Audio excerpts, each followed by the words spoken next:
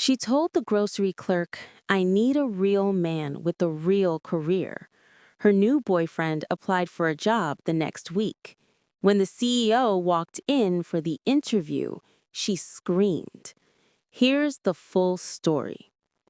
Alex Sterling, 33, is the CEO of Sterling Retail Group, a $240 million empire that owns 85 grocery chains across 3 states.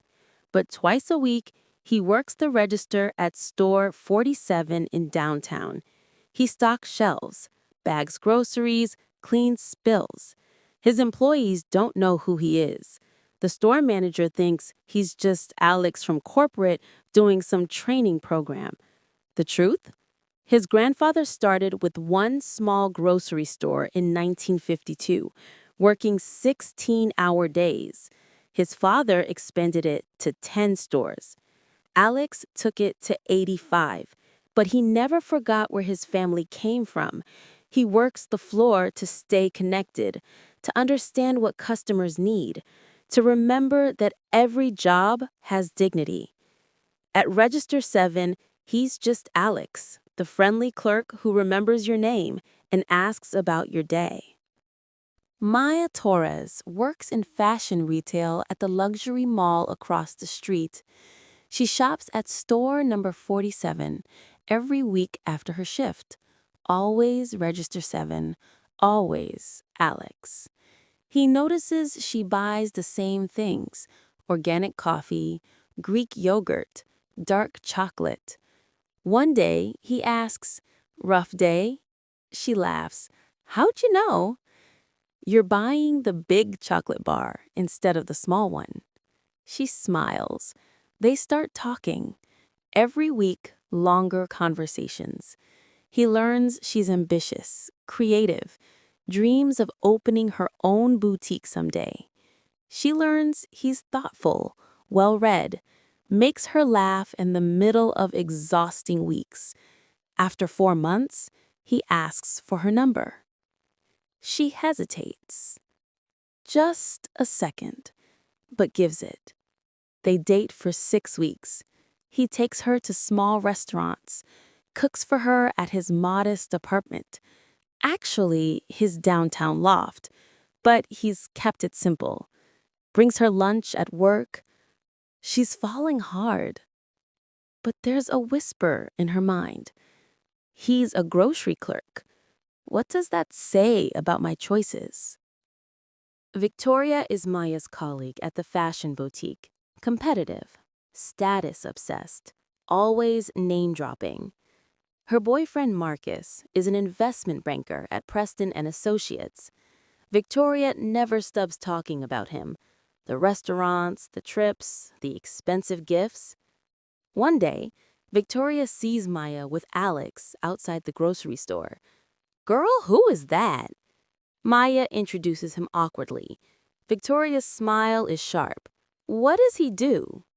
Maya mumbles, "He works in grocery retail." Victoria's eyebrows rise.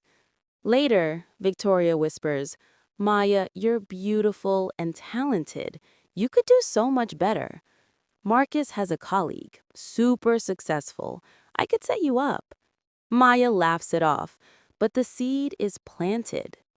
When Marcus himself starts making subtle digs, "Your boyfriend works at a grocery store. That's nice. Very humble." Maya starts feeling embarrassed. Maya's boutique is hosting a fashion show fundraiser. Big event. Influencers attending, her chance to shine. She invites Alex. He shows up in clean dark jeans and a button-down shirt. Simple but presentable. Victoria and Marcus arrive in designer everything.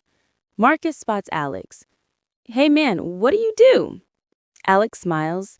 "I work in grocery retail." Marcus laughs out loud.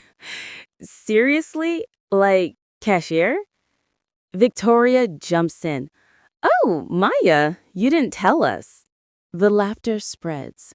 Other colleagues start whispering. Maya's boss overhears, raises an eyebrow. After the event, Maya is humiliated and furious. In the parking lot, she explodes. Why did you come dressed like that? Why couldn't you at least pretend to be more successful? Alex, you're sweet, but I need someone ambitious, a partner who matches my career energy, someone with a real future. I can't build a life with someone who stocks shelves. I just can't. Alex is quiet for a long moment. Then he nods. I understand. You need someone who reflects the image you want for yourself. Exactly, she says, relieved he gets it. Then I'm not that person. Alex says softly. He walks to his car and drives away. Within days, Victoria sets Maya up with Marcus's colleague from the bank. Actually, Marcus himself. Turns out Victoria and Marcus broke up 2 weeks ago. Victoria moved on to another banker. Marcus pursues Maya hard. Fancy dinners, talks about investments, his career trajectory, drops names of important clients. Maya's impressed. This is what success looks like, she tells herself. They date for 6 weeks. He proposes quickly. I know what I want when I see it. The ring is huge. Her parents are thrilled. Her boutique colleagues are envious. But Marcus is different in private. He's controlling, checks her phone, questions where she goes, criticizes her outfits. You're my girlfriend now. You represent me. He comments on her weight. Maybe skip dessert. Investment bankers' wives stay fit.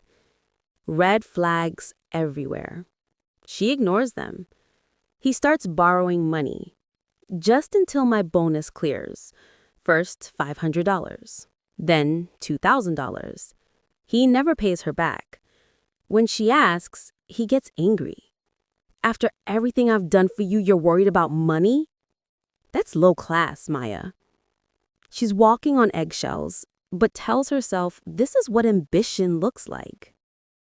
3 months into dating Marcus, Maya's boutique building gets a notice.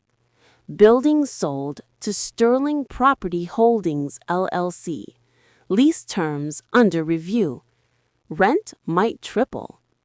The boutique owner panics. We might have to relocate or close. A week later, there's a mandatory building meeting for all tenants. New owner will introduce himself and discuss terms. Maya attends, stressed about potentially losing her job. The conference room fills with small business owners, nervous, frustrated. A man in a tailored navy suit walks in. Maya's heart stops. It's Alex. Good afternoon. I'm Alexander Sterling, CEO of Sterling Retail Group and Sterling Property Holdings. I own this building and 85 grocery stores across 3 states, including Store 47 across the street. The room spins. Maya grips the table. Alex continues professionally. I bought this building because I believe in supporting small businesses. Your rents will not increase. In fact, I'm implementing a small business grant program for tenants who've been here over 5 years. Relief floods the room. Applause. Maya can't move. After the meeting, she rushes to the bathroom and vomits. She Googles him on her phone. Alexander Sterling, 33. Net worth $240 million. Business journals 40 under 40. Family legacy in retail. There are photos of him at charity events, business conferences, and one article. Why this millionaire CEO still works grocery store shifts. If you believe real success is built on humility, not arrogance, hit that subscribe button. People like Marcus won't. And you need to hear what Marcus did next. That same week, Marcus gets fired. Compliance issues, he tells Maya vaguely. He asks her for $5,000, just until I find something new. She's already lent him nearly $8,000.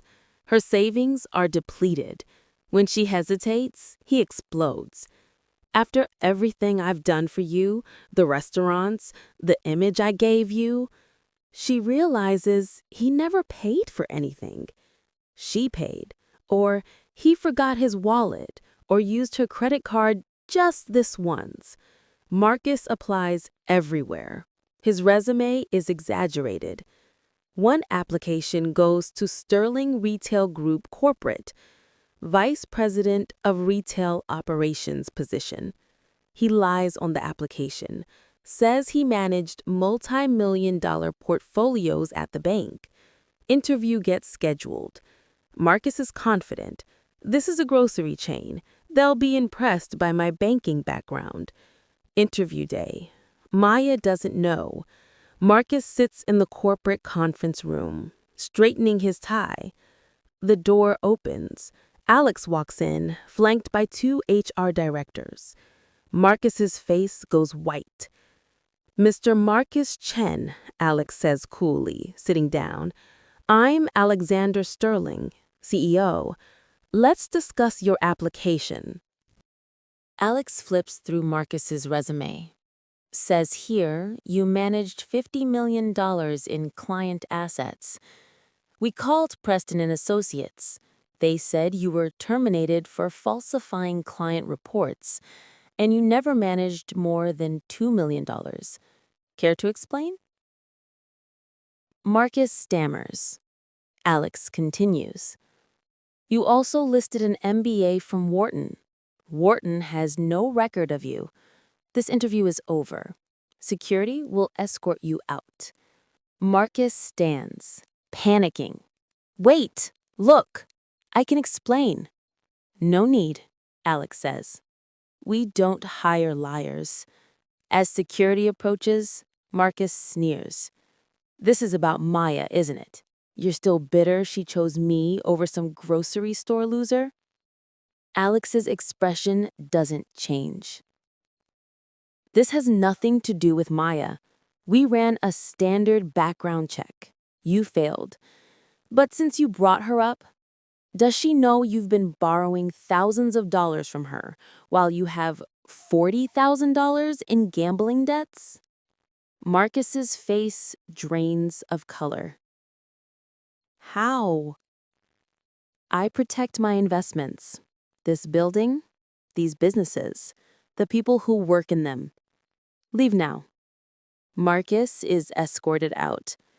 The HR director asks, should we notify Miss Torres? She's a tenant. Alex pauses. Send her the background check report. She deserves to know who she's engaged to. That afternoon, Maya receives an email from Sterling Holdings. R.E. Marcus Chen background check results. She opens it. Gambling debts, falsified resume, terminated for fraud. A note at the bottom. Thought you should know. A.S. Maya confronts Marcus that night. He admits everything, blaming her for not supporting him. She ends it, throws him out, cancels the wedding. She's broke, heartbroken, and humiliated. Again. 2 weeks later, she's at the boutique when an envelope arrives. It's from Sterling Holdings. Small Business Employee Scholarship. $10,000 grant for entrepreneurial training. You've been selected. There's no note, but she knows. Tears stream down her face. 6 months later, Maya has completed a business course and saved enough to plan her own boutique. She's walking past store number 47 and sees Alex at register 7, helping an elderly customer with groceries. He looks up. Their eyes meet. He lifts his hand in a small wave. He nods. A slight smile. She keeps walking. Some chances don't come twice, but the lessons last forever. And she finally learned hers. Sometimes you don't get a second chance. And that's the lesson. Comment what you think now.